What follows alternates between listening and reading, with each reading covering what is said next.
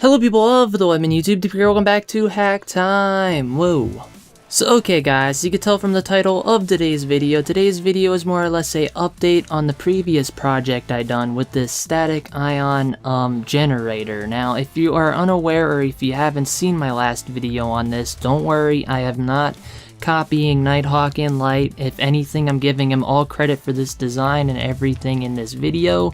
I basically just followed his tutorial and changed some things here and there, and one of the changes I've done to my design since the last video is I've actually changed the module, which means I now have an actual air ionizer unit within my little armband here, and I have to say it works pretty good. It's not the same model of air ionizer that he used in his video. The one he uses is in fact a lot more, and it cost a lot more to buy. The one I decided to use to try to make this a little bit differently is a 1 through 6,000 kilovolt range air ionizer. I use this air ionizer just because you can power it via 5 volt, 9 volt, or all the way up to 12 volts, and it should work fine. I so far have seen 0 to no bugs with it, and the module itself is really tiny. Like if you use this module versus the 20,000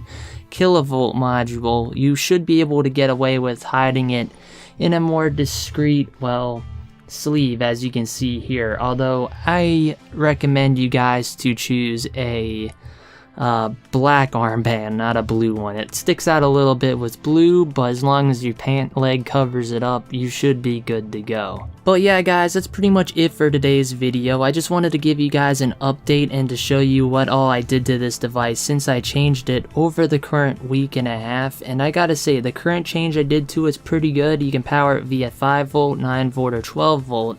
And so far I haven't seen any issues with it, and I kinda like this version of the device personally, because it lets you select what kind of tolerance you want. If you have someone that doesn't like being shocked heavily, although they want to get shocked from it, you could power it from 5 volt and give them a nice little tingle. But if you want to hurt someone or fry an electronic device or something, you can hook it all the way up to a 9 volt or 12 volt and touch whatever it is you want to destroy. Although I don't really recommend doing that. That's why I kinda unplugged the device right now while filming this, because I don't want to short out any of my cameras by touching them or anything right now.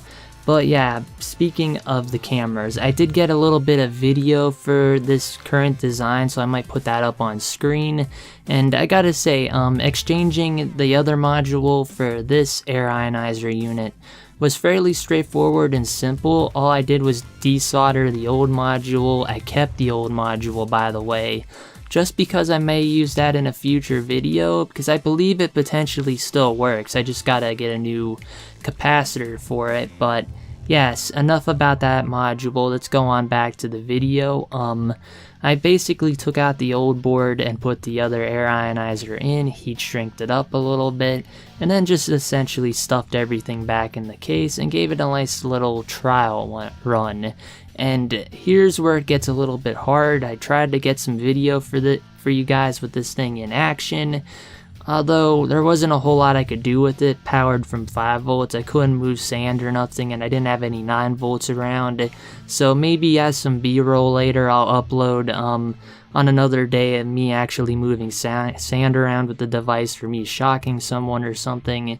But yeah, for now that's all I got for today's video, so I'm gonna leave it off here. Anyway, I really hope you enjoyed the update, and with that said, I'm gonna leave this off here. DTPK signing off. Peace.